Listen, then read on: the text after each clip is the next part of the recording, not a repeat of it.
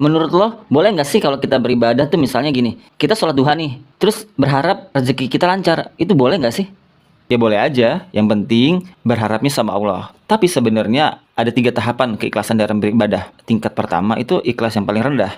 Tingkat ikhlas yang paling rendah, ketika lo melakukan amal soleh dan berharap Allah membalasnya dalam kehidupan di dunia ini.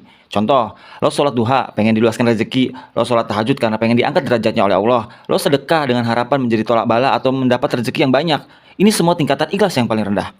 Tingkatan ikhlas yang kedua, ketika lo beribadah, lo melakukan amal soleh, dan berharap Allah membalasnya di akhirat. Jadi ketika lo beribadah, beramal soleh, dan berharap Allah membalasnya di akhirat, misalnya supaya dijauhkan dari api neraka, supaya dimasukkan di surga, supaya bertemu bidadari surga, supaya ketemu Rasulullah, dan sebagainya. Tapi ada tingkatan ikhlas yang ketiga. Ini tingkatan yang paling tinggi. Ketika lo melakukan perbuatan amal soleh, lo tidak lagi mengharapkan balasan di dunia dan akhirat. Lo hanya mengharapkan ridho Allah. Orang yang udah sampai tingkatan ikhlas ketiga ini, dia dalam melakukan amal solehnya tidak mengharapkan Allah membalasnya di dunia, tidak mengharapkan Allah membalasnya di akhirat. Dia hanya mengharapkan keridhaan Allah pada dirinya. Asal Allah ridho, itu lebih dari cukup baginya. Ada sebuah kisah unik dan kita bisa mengambil hikmah atas kisah ini. Ada kisah seorang wali Allah dari kalangan tasawuf yang bernama Syekh Abdul Aziz Ad-Dabbagh. Syekh Abdul Aziz Ad-Dabbagh merupakan seorang ulama wali Allah dan juga ahli ibadah.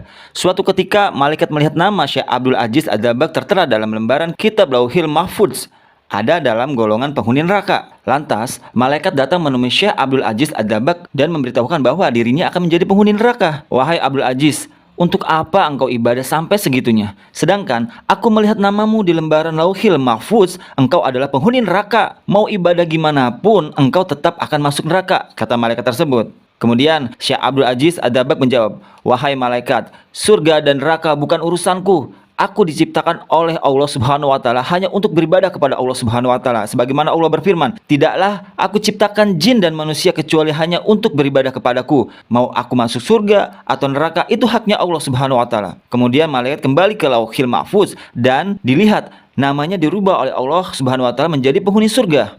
Lantas malaikat kembali mendatangi Syekh Abdul Aziz dan berkata, wahai Abdul Aziz, ada kabar gembira. Baru saja aku melihat namamu oleh Allah Subhanahu wa taala dirubah menjadi penghuni surga. Syekh Abdul Aziz Ad-Dabbagh menjawab, alhamdulillah. Walaupun begitu, aku tetap tidak mempunyai kewenangan memilih surga atau neraka, karena itu adalah hak Allah Subhanahu wa taala.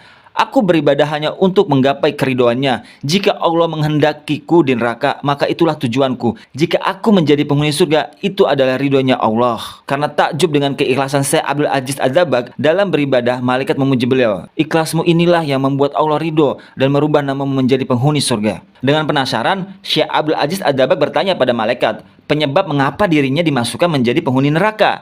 Kemudian malaikat menceritakan penyebabnya. Engkau ingat ketika engkau masih kecil, ketika umurmu sekitar 15 tahunan, engkau ingat ketika engkau tidur di kamar tidurmu, kemudian engkau mendengar suara langkah kaki ibumu menuju tempat tidurmu untuk menyuruhmu membeli sesuatu di pasar. Karena engkau mendengar suara langkah kaki ibumu menuju kamarmu, lalu engkau pura-pura tidur padahal engkau sudah bangun agar engkau tidak disuruh pergi ke pasar, kata malaikat kepada Syekh Abdul Aziz.